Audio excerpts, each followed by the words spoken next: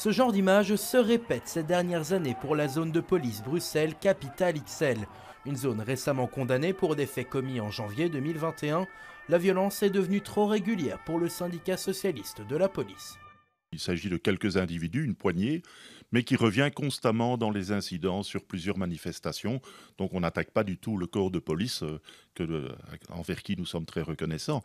Mais effectivement, le service INT, c'est le service à la police de Bruxelles qui gère les manifestations. Ils sont composés de 6 pelotons. On constate qu'avec certains, ça se passe très bien. Et puis les incidents sont souvent avec les Parmi mêmes. les faits récents, une altercation entre pompiers et policiers, mais surtout des violences contre un policier habillé en civil le 13 janvier dernier. Une affaire dans laquelle la défense de la zone de police est estimée maladroite. La façon dont ça a été exprimé signifierait ou on pourrait l'interpréter comme le fait qu'on peut frapper sur les gens qui n'ont pas de brassard. Et ça, c'est quelque chose que nous ne pouvons pas accepter. Contacté, le bourgmestre de la ville de Bruxelles n'a pas répondu à nos sollicitations.